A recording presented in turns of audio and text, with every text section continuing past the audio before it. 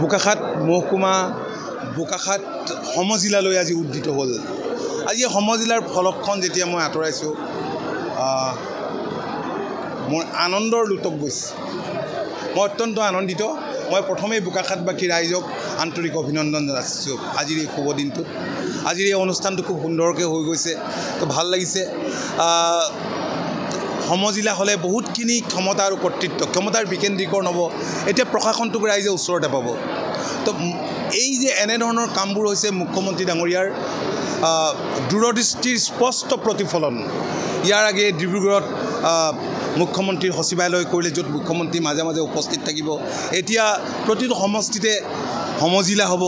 গতিকে প্ৰশাসনটোক কিদৰে ৰাইজৰ ওচৰ চপাই নিবলৈ বিচৰা হৈছে, এয়াই হৈছে প্ৰমাণ। গতিকে ৰাইজ এতিয়া দৌৰিব নালাগে। দিছপুৰ কংগ্ৰেছৰ দিনত বহুত দূৰ আছিল, এতিয়া দিছপুৰ ৰাইজৰ ওচৰত, ৰাইজৰ পদূলিত এতিয়া দিছপুৰ প্ৰশাসন। মই আশা কৰিম যে আজিৰে পৰা ৰাইজে যথেষ্টখিনি নিশ্চিতভাৱে পূৰ্বৰ অসুবিধাবিলাক নাপাব, সা সুবিধাবিলাক লাভ কৰিব। বোকাখাত মহকুমা বোকাখাত সমজিলালৈ আজি উদ্দিত হ'ল। আজি সমজিলাৰ ফলকখন যেতিয়া মই আঁতৰাইছোঁ মোৰ আনন্দৰ লোটক গৈছে। মই অত্যন্ত আনন্দিত। মই প্ৰথমেই বোকাখাতবাসী ৰাইজক আন্তৰিক অভিনন্দন জনাইছোঁ আজিৰ এই শুভ দিনটোত। আজিৰ এই অনুষ্ঠানটো খুব সুন্দৰকৈ হৈ গৈছে, তো ভাল লাগিছে। সমজিলা হ'লে বহুতখিনি ক্ষমতা আৰু ক্ষমতাৰ বিকেন্দ্ৰীকৰণ হ'ব।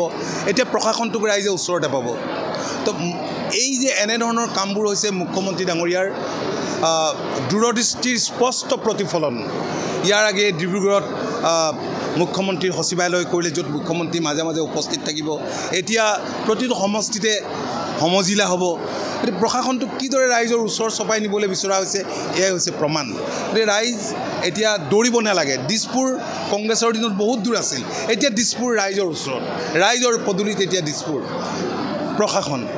মই আশা কৰিম যে আজিৰে পৰা ৰাইজে যথেষ্টখিনি নিশ্চিতভাৱে পূৰ্বৰ অসুবিধাবিলাক নাপাব, সা সুবিধাবিলাক লাভ কৰিব। বোকাখাত মহকুমা বোকাখাত সমজিলালৈ আজি উদ্দিত হ'ল। আজি সমজিলাৰ ফলকখন যেতিয়া মই আঁতৰাইছোঁ মোৰ আনন্দৰ লোটক গৈছে। মই অত্যন্ত আনন্দিত। মই প্ৰথমেই বোকাখাতবাসী ৰাইজক আন্তৰিক অভিনন্দন জনাইছোঁ আজিৰ এই শুভ দিনটোত।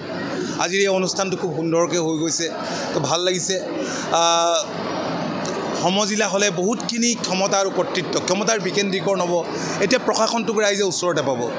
তো এই যে এনেধৰণৰ কামবোৰ হৈছে মুখ্যমন্ত্ৰী ডাঙৰীয়াৰ দূৰদৃষ্টিৰ স্পষ্ট প্ৰতিফলন। ইয়াৰ আগেয়ে ডিব্ৰুগড়ত মুখ্যমন্ত্ৰীৰ সচিবালয় কৰিলে, য'ত মুখ্যমন্ত্ৰী মাজে মাজে উপস্থিত থাকিব। এতিয়া প্ৰতিটো সমষ্টিতে সমজিলা হ'ব। গতিকে প্ৰশাসনটোক কিদৰে ৰাইজৰ ওচৰ চপাই নিবলৈ বিচৰা হৈছে, এয়াই হৈছে প্ৰমাণ। গতিকে ৰাইজ এতিয়া দৌৰিব নালাগে। দিছপুৰ কংগ্ৰেছৰ দিনত বহুত দূৰ আছিল, এতিয়া দিছপুৰ ৰাইজৰ ওচৰত, ৰাইজৰ পদূলিত এতিয়া দিছপুৰ প্ৰশাসন। মই আশা কৰিম যে আজিৰে পৰা ৰাইজে যথেষ্টখিনি নিশ্চিতভাৱে পূৰ্বৰ অসুবিধাবিলাক নাপাব, সা সুবিধাবিলাক লাভ কৰিব।